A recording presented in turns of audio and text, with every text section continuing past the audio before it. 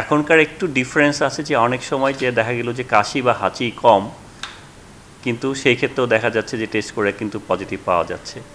আর XBB variant যেটা আপনি বলেছেন সেটাতে কিন্তু অনেক সময় দেখা যায় যে আমরা নাকে সোয়াব নিলে এটা নেগেটিভও আসতে পারে, কারণ এটার ফিচারটাই এরকম যে এটা অনেক সময় নাকে একুমুলেট না করে সরাসরি লাংসেও চলে যেতে পারে।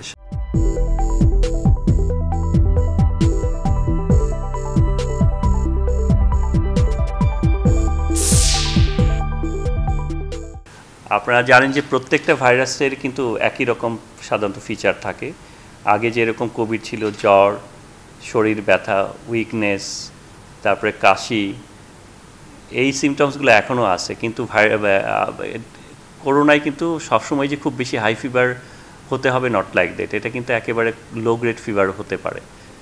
এখনকার একটু ডিফারেন্স আছে যে অনেক সময় যে দেখা গেল যে কাশি বা হাঁচি কম, কিন্তু সেই ক্ষেত্রেও দেখা যাচ্ছে যে টেস্ট করে কিন্তু পজিটিভ পাওয়া যাচ্ছে। এবং এই নিউ ভ্যারিয়েন্টটার যেটা আমাদের কাছে মনে হচ্ছে যে এটাতে খুব দ্রুতগতিতে উইক করে এবং ক্ষুধামন্দটা খুব দ্রুতগতিতে হয়। আর এক্সবিবি ভ্যারিয়েন্ট যেটা আপনি বলেছেন সেটাতে কিন্তু অনেক সময় দেখা যায় যে আমরা নাকে সোয়াব নিলে এটা নেগেটিভও আসতে পারে, কারণ এটার ফিচারটাই এরকম যে এটা অনেক সময় নাকে একুমুলেট না করে সরাসরি লাংসেও চলে যেতে পারে। আমাদের তো আসলে যারা পজিটিভ হয়, আমরা জানেন যে কোভিড প্রোটোকল অনুসারে মানে সবাইকে যে ভর্তি করতে হবে নট নেসেসারি। আমরা কিছু কিছু রুগী পেয়েছি যারা খুব মাইল্ড রোগ ছিল, তাদেরকে আমরা বাসায় হোম আইসোলেশনে পাঠিয়েছি, তাদেরকে চিকিৎসা দিয়ে। যারা মানে অসুস্থ হয়েছে তাদের কিছু কিছু ভর্তি হয়েছে। এই মুহূর্তে আমার এখানে 9 জন ভর্তি রয়েছে, তার মধ্যে 2 জনের অক্সিজেনের ডিমান্ড রয়েছে। বাট এই অক্সিজেন ডিমান্ড আরেকটা কারণ হতে পারে যে দে আর কোমরবিড, তাদের সাথে একজনকে তো ডায়ালিসিসও করতে হচ্ছে। আসলে 9 জন না, এসেছে তো আরও বেশি।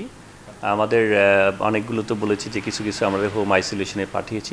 এই মুহূর্তে 9 জন ভর্তি আছে।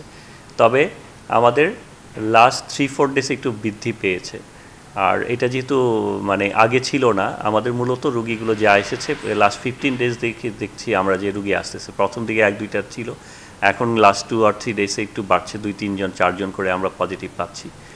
আর আপনারা জানেন যেহেতু এটা স্পেশালাইজড হসপিটাল, আমাদের পজিটিভ পাওয়ার বাইরেও অন্যান্য হসপিটাল থেকেও অলরেডি ডায়াগনোস হয়েও আসছে, এমনকি বেশ কিছু কিছু বড় হসপিটাল থেকেও এসেছে। আমরা কুমিল্লা, নোয়াখালী থেকে রুগী পেয়েছি এখানে।